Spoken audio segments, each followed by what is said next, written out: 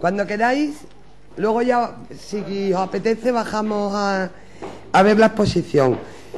Cuando presentamos la exposición de Extremadura en las Cortes de 1812, dijimos que iba a ser una exposición viva, que iba a estar cambiando durante el tiempo que estuviera expuesta.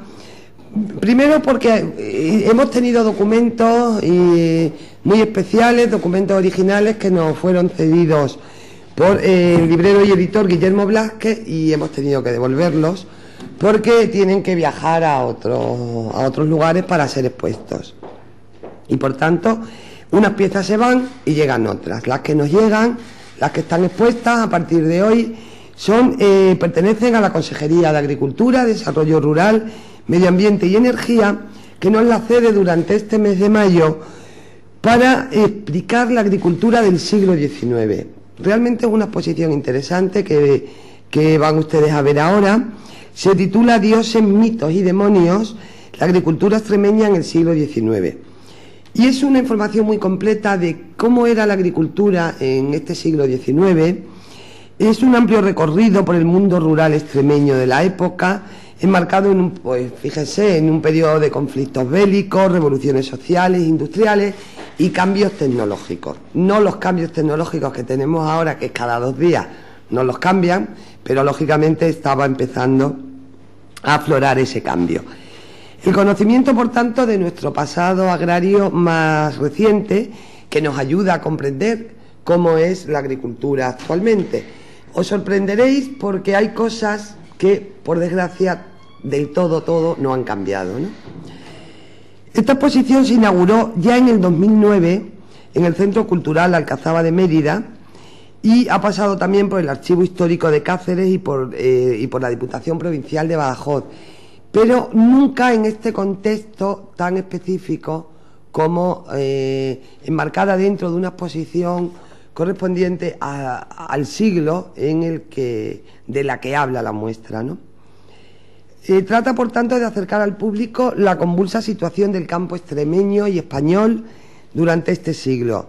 Se aplican, por ejemplo, los objetivos de la reforma agraria liberal y los instrumentos que utilizaron los políticos liberales para conseguirlos. La Constitución era una Constitución liberal, por tanto, seguía los mismos cuestionamientos ideológicos. También la enseñanza de la agricultura constituye un apartado importante dentro de esta muestra, como el papel que desempeñaron las sociedades económicas y en la introducción de las mejoras dentro del campo, del agro español.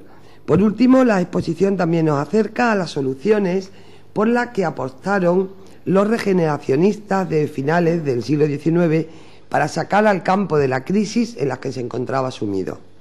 Soluciones consistentes en una política de obras públicas unidas a la expansión del regadío y a la colonización, que nosotros aquí en Extremadura, pues lógicamente, lo hemos vivido de una forma muy especial.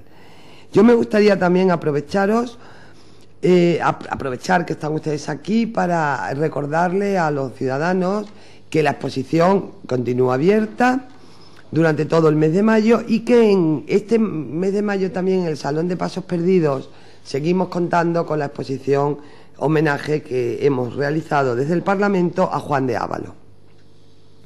Ambas están teniendo una gran acogida, no solo por el público emeritense, sino también por visitantes procedentes de otros puntos de la comunidad autónoma y de otras comunidades autónomas de España. En tiempos de crisis en los que las administraciones nos esforzamos en seguir ofreciendo a la ciudadanía actividades culturales como estas que les propongo, en las que los recursos humanos y mucha imaginación e ingenio suplen a los recursos económicos. Yo reitero y quiero invitar a los ciudadanos, es una pena perderse estas dos exposiciones. Yo creo que la exposición del Bicentenario de la Pepa ha sido muy complicada organizarla. Quiero agradecer aquí a todo el personal de la Cámara que se involucró en ella, recogiendo documentación por toda España, con lo cual es una joya para este Parlamento tenerla. En el futuro, ya se lo anuncio, editaremos un catálogo sobre esta exposición y también, por supuesto, la exposición de Juan de Ávalos. Es muy difícil volver a reunir toda esta obra de nuestro gran escultor emeritense, y por tanto yo invito y desde luego hoy estoy contenta, solo hay que ver cómo está el Parlamento, ¿no?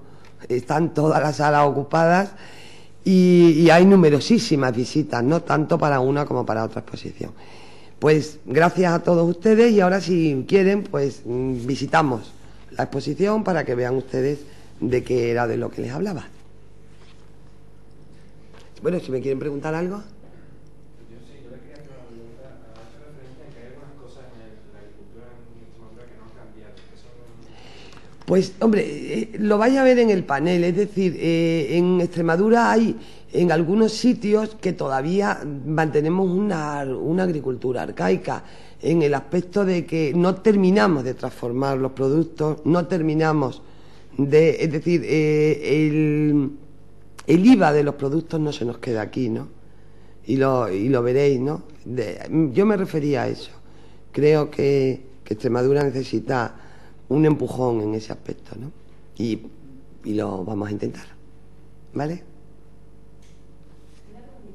¿Ahora se dedica a la agricultura, la exposición? ¿Luego está previsto que se No, se acaba aquí. Se acaba porque a finales de mayo ya... La exposición no está dedicada a la agricultura, es decir, la exposición continúa la misma, pero hemos añadido estos paneles hablando de la agricultura en el siglo XIX, en el siglo cuando se aprobó la PEPA. ¿Vale? Pues si queréis, os acompaño.